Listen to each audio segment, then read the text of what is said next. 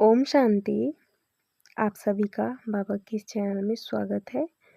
तो आज का विषय है कि मन अशांत क्यों होता है। मन अशांत क्यों होता है? क्योंकि बाबा कहता है ना कि बच्चे, तुम्हारा स्वधर्म ही शांत रहना है। फिर भी कभी कभी हम क्या कहते हैं कि पता नहीं आज मेरा मन कैसा शांत सा लग रहा है, अर्थात अशांत सा लग रहा है।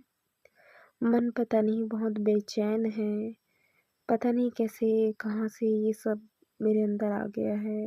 मुझे अजीब सी बेचैनी हो रही है, बहुत अजीब सा लग रहा है, मन अशांत हो गया है। पता नहीं क्या करूँ, कहीं शांति में चले जाऊँ क्या, कहीं शांत वातावरण में बैठ जाऊँ, फिर मन शांत हो जाएगा। ऐसे विभिन्न प्रकार की बातें हम करते हैं। हो ना हो ये मैंने भी कहा है जब मुझे ज्ञान नहीं था बाबा का, और हो ना हो कि आप भी कहते होंगे कि पता नहीं मन कैसे अशांत है सा लग रहा है। तो बाबा कहते हैं कि बच्चे, तुम्हारा स्वधर्म ही है शांत स्वरूप रहना, और तुम शांत हो क्योंकि आत्मा की जो क्वालिटीज है ना उसमें ये भी है कि शांत स्वरूप आत्मा।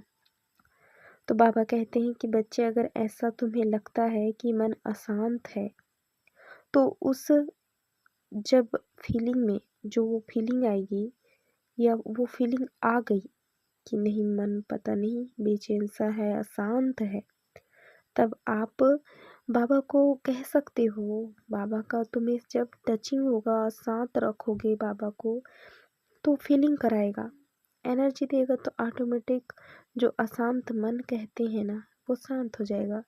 और जब आप यह धारणा और यह स्मरण रखेंगे कि मुझ आत्मा का स्वधर्म ही है शांत रहना, तो आप जब अपने आत्मिक स्वरूप को, आपके रियल स्वरूप को इमर्ज करोगे, उसको ध्यान करोगे, तो आपका जो मन बेचैन है या असंतोष कहो या अशांत कहो,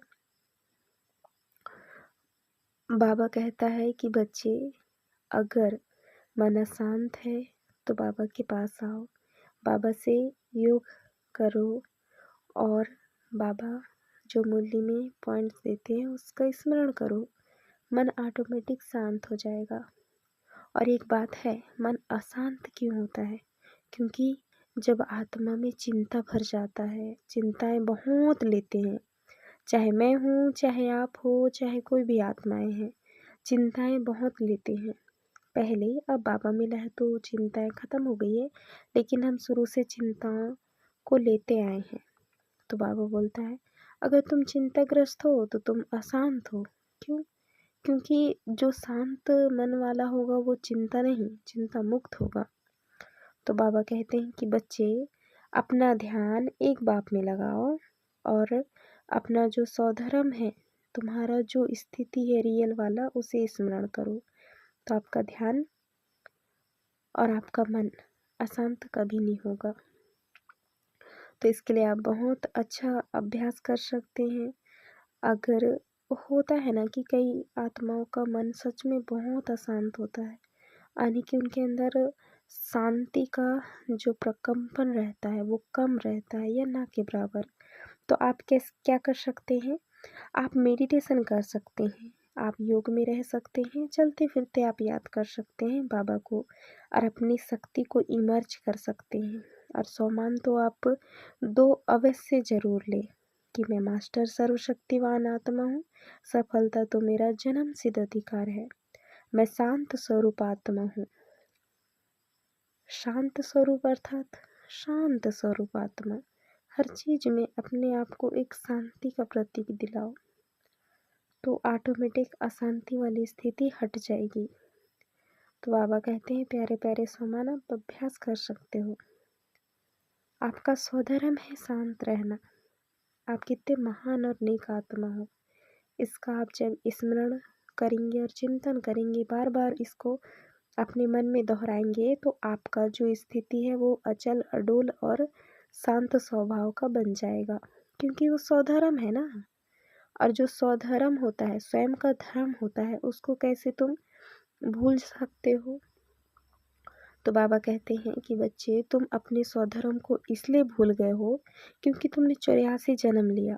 सतयुग त्रेता में तो हम बहुत बहुत ज़्यादा शक्तिशाली और शांत स्वरूप रहते हैं, लेकिन त्रेता के बाद जैसे ही द्वापर और कलयुग शुरू होता है, हम जन्म बाई जन्म लेकर अपने आप को पतित बना लेते हैं। पावन से पतित होना यह तय रहता है। तो बाबा बोलते हैं, तुम इतने जन्म लिए तो अपनी शक्तियों को, अपने स्वभाव को तुम आत्मा भूल चुके हो। तुम्हें ये भी याद नहीं है कि तुम आत्मा हो। तुम अपने देह को ही देखते हो और उसी को ही जानते हो कि ये मैं हूँ। इसलिए बाबा कहते हैं कि अपनी शक्तियों को इमर्ज करो और बाबा से कनेक्शन बनाओ। अच्छा, ओम शांति। आपके जो भी प्रश्न हो आप ज़रूर कमेंट में करें। अच्छा, ओम शांति।